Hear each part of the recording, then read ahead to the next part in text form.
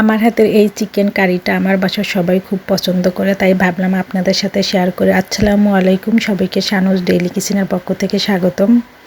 আশা করি সবাই খুব ভালো আছেন, সুস্থ আছেন। প্রথমে আমি একটা সোনালী মুরগি নিয়েছি। মুরগিটা সুন্দর মতো কেটে ধুয়ে পরিষ্কার করে নিয়েছি।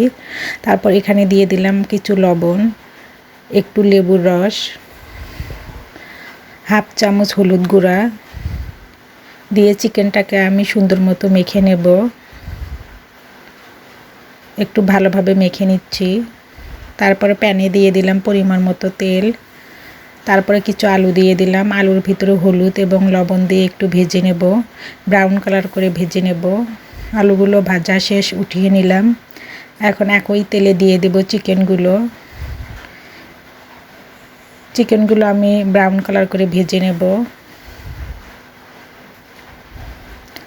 চিকেন ভাজা শেষ। এখন এই তেলের ভিতরে আমি দিয়ে দিলাম জিরা, পাঁচফোড়ন সামান্য একটু, রাঁধুনি মশলা একটু, আর তেজপাতা, একটা পেঁয়াজ দিয়ে একটু ভেজে নিচ্ছি। তারপর আদা রসুন বাটা দিয়ে দিলাম। পরিমাণ মতো লবণ দিয়ে 1 মিনিট একটু ভেজে নেব। এখন দিয়ে দেব সামান্য একটু পানি, দিয়ে বাকি মশলাগুলো দিয়ে দেব। দিয়ে দিলাম মরিচ গুঁড়া 1.5 চামচ, হলুদ গুঁড়া 1 চামচ, জিরার গুঁড়া 1 চামচ দিয়ে সুন্দর মতো মশলাটাকে একটু ঢেকে কষিয়ে নেব 5 মিনিট মতো। ফিরে আসলাম 5 মিনিট পর।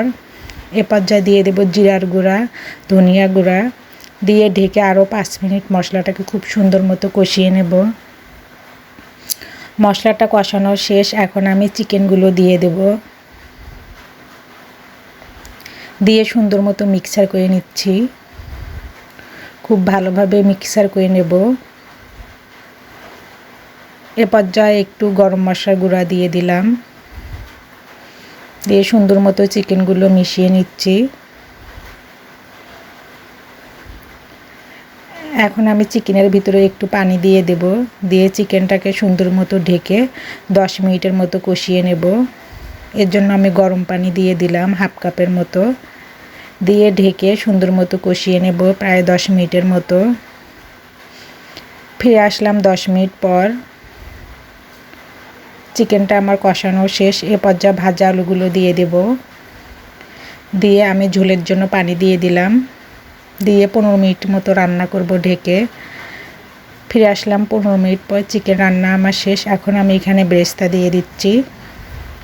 আর এই চিকেন কারিটা খেতে অনেক মজা, আমার বাসার সবাই খুব পছন্দ করে। আপনাদের কাছে আমার এই রেসিপিটার ভিডিও কেমন লাগলো অবশ্যই কমেন্ট করে বলবেন। এই তো চিকেন কারির ফাইনাল লুক, দেখতে যেমন সুন্দর হয়েছে, খেতেও অনেক মজা ছিল। সবাইকে আমার ভিডিও দেখার জন্য ধন্যবাদ। সবাই আমার পেজটাকে লাইক, কমেন্ট, শেয়ার ও ফলো দিয়ে রাখবেন। ইউটিউব চ্যানেলটাকে সাবস্ক্রাইব করে রাখবেন। সবাই ভালো থাকবেন। আল্লাহ হাফেজ।